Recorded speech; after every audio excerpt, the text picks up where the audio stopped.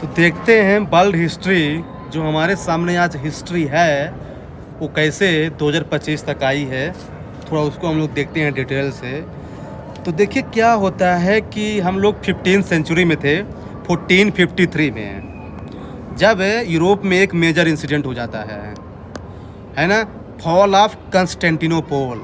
ये कंस्टेंटिनोपोल जानते क्या है? एक टर्की में एक जगह थी, है ना, जो उसकी हाँ, इस्तांबुल के पास। तो वहाँ पे जो है ना क्रिश्चियन एम्पायर का डिक्लाइन हो जाता है, मतलब रोमन एम्पायर का डिक्लाइन हो जाता है, और इससे ऑटोमैन एम्पायर का राइज हो जाता है पूरे वर्ल्ड में।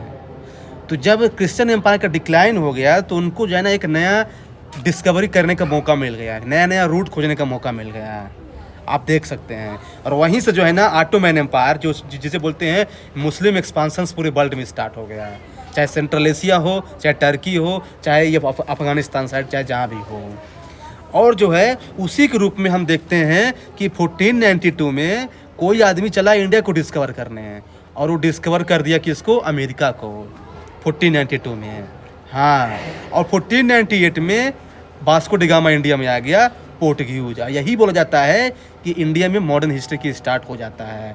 लेकिन रियल में मॉडर्न हिस्ट्री की स्टार्ट जो है ना वो after the death of Aurangzeb होती है, अगर रियल में कहा जाए तो। लेकिन आपको पता होना चाहिए कि जब ऑटोमैन एम्पायर का राइज हो गया तो उसी समय जो है ना उज्बेकिस्तान साइड से एक आदमी अटैक कर देता है इंडिया में, और उसका सामना इब्राहिम लोदी से होता है फर्स्ट बैटल ऑफ पानीपत में, और उसका नाम कुछ और नहीं बाबर था। और वही जो है ना मुगल एम्पायर को इस्टेब्लिश कर देता है इंडिया में, और जिसके डर से विजयनगर एम्पायर, बहमानी किंगडम सब साफ हो जाते हैं। हाँ, बेसिकली इतनी पावर थी बाबर के पास। फिर इसके बाद जो है आपको पता है कि यूरोप जो है ना उसमें कौन फेज से गुजर रहा था? उसमें यूरोप जो है ना गुजर रहा था रिफॉर्मेशन फेज से, इनलाइटमेंट एरा से, हाँ, रीबर्थ से, हाँ, रिनेसा से। हाँ, तो यूरोप में ऐसे बहुत से काम होते गए हैं। हाँ, जैसे मार्टिन लूथर किंग का सुनाम सुने होंगे, उन्हें जो है ना शायद के खिलाफ जो है ना आंदोलन लॉन्च कर दिया था। फिर 1648 में यूरोप में एक बहुत बड़ी ट्रीटी साइन हो जाती है, और उसका नाम कुछ और नहीं, ट्रीटी ऑफ वेस्टफालिया थी, जिसे बोला जाता है राइज ऑफ नेशन स्टेट। मतलब कि हर कंट्री अपने आप में सोवरेनिटी, ध्यान रखना, पहली बार सोवरेनिटी की बात इसी ट्रीटी में की गई थी 1648 में, ट्रीटी ऑफ वेस्टफालिया। हाँ, फिर उसके कुछ दिन बाद जो आपको पता है कि 1688 में एक एक्सीडेंट और हो जाता है यूरोप में, बेसिकली इंग्लैंड में कहें तो ग्लोरियस रिवोल्यूशन। और ये जो है इंग्लैंड में हुआ था। इससे क्या है ना डेमोक्रेसी का इस्टेब्लिशमेंट हो जाता है, parliamentary democracy, rule of law. और ऐसा हो जाता है कि यहाँ से यूरोप जो है ना पूरी तरह से चेंज हो जाता है बेसिकली। और आपको पता है कि इसी समय जो है ना बहुत सारी यूरोपियन कंपनीज जैसे पुर्तगाल आए, फिर इसके बाद जो है ना 1602 में डच आए, फिर 1608 में ब्रिटिश आ गए, फिर 1664 में फ्रेंच भी आ गए, ये सब आने लगे। लेकिन ये सब जो है ना डर रहे थे एक आदमी से, जो बहुत खतरनाक आदमी था इंडिया में, और वो कोई और नहीं औरंगजेब था। लेकिन जैसे ही उसकी डेथ हो जाती है तो इंडियन हिस्ट्री का डार्क एज स्टार्ट हो जाता है, क्योंकि एक तो बहुत सारे स्टेट जो है ना डिसइंटीग्रेट हो गए, बंगाल, अवध, हैदराबाद, है ना, जो कि ये इंडिपेंडेंट थे, जो मुगल के अंदर ही थे, क्योंकि ये मुस्लिम ही थे इसलिए इंडिपेंडेंट माने जाते थे इसको। लेकिन जैसे मराठा, जाट, सिख, ये रिविलियन स्टेट जो है अलग अलग हो गए, और इसी का फ़ायदा उठाया यूरोपियन कंपनी ने, स्पेशली ब्रिटिश ने। और यहीं से जो है ना जो ट्रेडर के रूप में आए थे उनको फरमान मिल गया है, और बाद में जो है ना आपको पता है battle of Plassey, battle of Buxar हो गए, तो इससे इनको दीवानी राइट्स मिल गया, यानी इकोनॉमी उनकी स्ट्रांग होने लगी। और जब इकोनॉमी स्ट्रांग होगी तो आपको पता है क्या होगा, एम्पायर क्रिएट हो जाएगा। और फिर दूसरी बात कि इंग्लैंड में एक चीज़ और हो गई, इंडस्ट्रियल रिवोल्यूशंस। तो इससे क्या है ना कि उनको जो है ना रॉ मटेरियल्स और लेबर की ज़रूरत थी, इसीलिए कॉलोनियलिज्म स्टार्ट होने लगा पूरे वर्ल्ड में, इंक्लूडिंग एशिया और अफ्रीका। और इसीलिए जो है ना 1757 से 1857 जो 100 ईयर्स है, इसी बोलते हैं expansionist policy of British in India basically. फिर आपको पता है कि 1776 में एक इंसिडेंट हो जाता है, क्योंकि ये ब्रिटिश जो है ना ये अमेरिका को भी गुलाम बनाए हुए थे। तो अमेरिका बोला अरे भाई मुझसे नहीं चलेगा, हटाओ, नहीं निकलो यहाँ से। तो उन्होंने हटा दिया, ब्रिटिश को हटा दिया। लेकिन उसी समय एक गवर्नर आदमी था लॉर्ड कॉर्नवालिस, उसको भेजा गया इंडिया। बोला कि भाई जो है ना आप तुम जाओ इंडिया में, तो बोलता नहीं भाई मैं ऐसे नहीं जाऊँगा, मेरे को और पावर दो। फिर जो है ना उसको और पावर दे के भेजा गया इंडिया में, और उसका नाम कोई और नहीं, लॉर्ड कॉर्नवालिस था, जिसने कलेक्टर की पोस्ट को इस्टेब्लिश किया था इंडिया में। आपको पता होना चाहिए। और उसी समय जो है ना बहुत सारे वार चल रहे थे इंडिया में, एंग्लो मराठा वार, एंग्लो मैसूर वार। आपको पता है कि 1789 में फ्रेंच रिवोल्यूशन भी हो जाता है ना। और उसी समय जो है इंडिया में एंग्लो सिख वार भी, अरे एंग्लो मैसूर वार भी चल रहा था। आपको पता है कि उसमें जो नेपोलियन आ गया था, और नेपोलियन का एक क्लब था, उसी क्लब में टीपू सुल्तान भी मेंबर बन गया था। इससे ब्रिटिश और ज़्यादा गुस्सा आ गया, तो मैसूर को हरा दिया, बोला है निकलो। तो फिर टीपू सुल्तान को उसने हरा दिया। हाँ, ये सब चल ही रहा है बिल्कुल। 1848 में यूरोप में 1815 में यूरोप में एक मीटिंग हो जाती है, कांग्रेस ऑफ वियना। इसमें ये मीटिंग इसके लिए थी कि हम जो है कहे हमको मोनार्की को फिर से इस्टेब्लिश करना है बेसिकली। हाँ, लेकिन तो कहे 1848 में यूरोप में रिवोल्यूशन हो गया कि भाई, क्योंकि बहुत सारी पावर इमर्ज हो रही थी, तो कौन क्या करेगा, लिबरल होगा, सोशलिस्ट होगा, इसी के लिए मीटिंग हो गई। लेकिन यूरोप में फिर उसी में जो है ना इंडिया में जो है ना भेजा गया एक गवर्नर जनरल को, Lord Dalhousie, most unpopular ruler.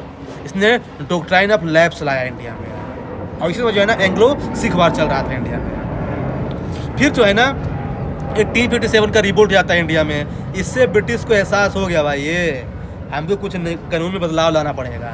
तो फिर जो है ना ब्रिटिश कंपनी को हटा करके ब्रिटिश क्राउन रूल इंडिया में इस्टेब्लिश हो जाता है।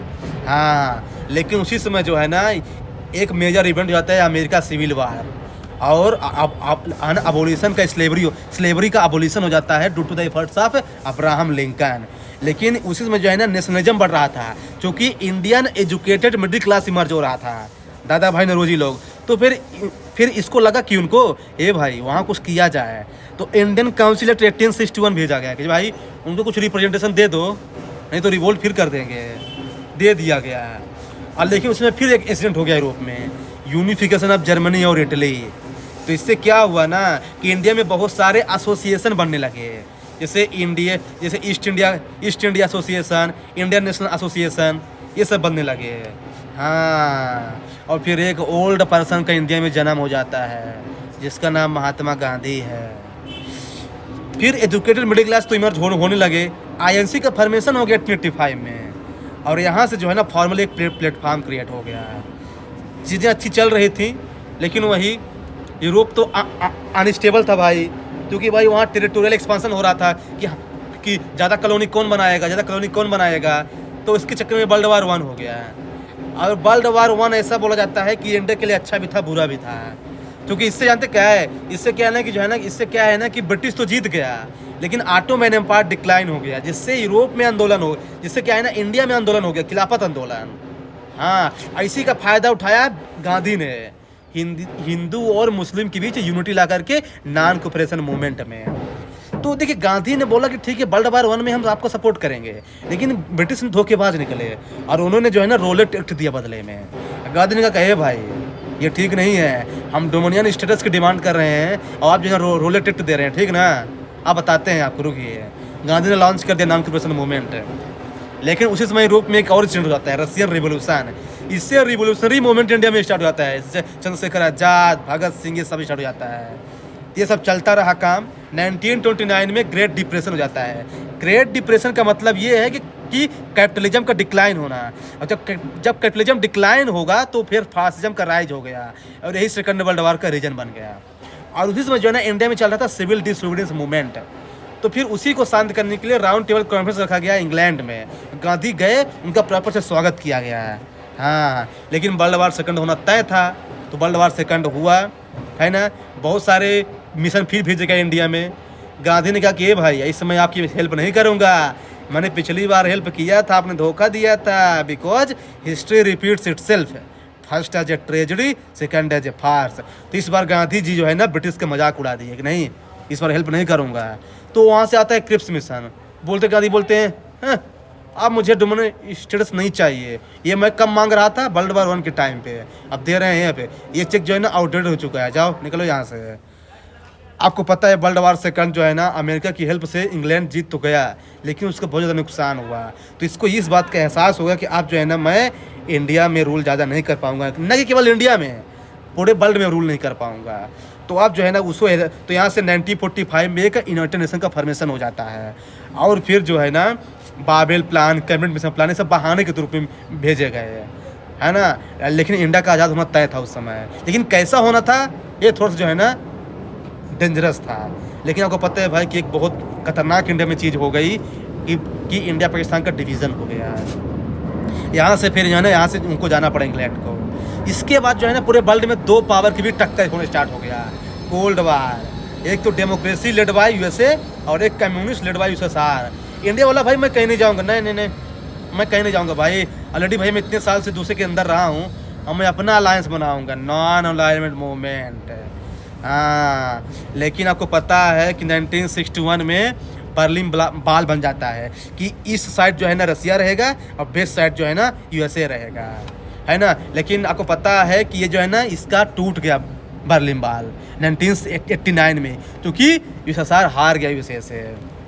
और यहीं से यूनिपोलर वर्ल्ड ऑर्डर स्टार्ट हो जाता है, मतलब यूएसए मोस्ट पावरफुल। हाँ, लेकिन 2001 में जो है ना कर दिया उस्मा बिन लादेन ने अटैक यूएसए पर, 9/11 अटैक।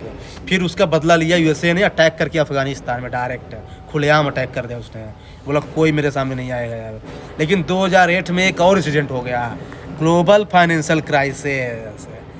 तो इससे जानते क्या है, इससे एक चीज, इससे तो यूएसए को नुकसान हुआ, लेकिन इससे एक कंट्री को फ़ायदा हुआ, चाइना को, वो राइज हो गया। अब आज जो है ना हम न्यू कोल्ड वार के रूप में देख सकते हैं यूएसए और चाइना के बीच टक्कर जो चल रहा है। 2011 में अरब स्प्रिंग हुआ, जहाँ पे जो है ना यूएसए ने ट्राई किया कि जो सीरिया और जो लीबिया है ना, इनमें डेमोक्रेसी को इम्पोज किया जाए और मोनार्की को हटाया जाए, ये प्रयत्न किया गया है। फिर आपको पता है कि है ना माहौल चलता रहा। 2020 में कोविड-19 आ गया जो पूरी हिस्ट्री को ही चेंज कर दिया है। लोग जो है ना ग्लोबलाइजेशन को पीछे करने लगे, क्योंकि भाई इससे क्या है ना कि है ना उनको डर हो गया है। अब आप देख लीजिए आज जो है ना जो वर्ल्ड है ना पूरा मल्टीपोलर वर्ल्ड ऑर्डर है ना। मतलब एक कंट्री पावर नहीं, हर कंट्री पावरफुल है। यूएसए, चाइना, रसिया, इंडिया, जर्मनी, फ्रांस, ये सब पावरफुल है। इस तरीके से जो है ना अपना हिस्ट्री जो है ना चल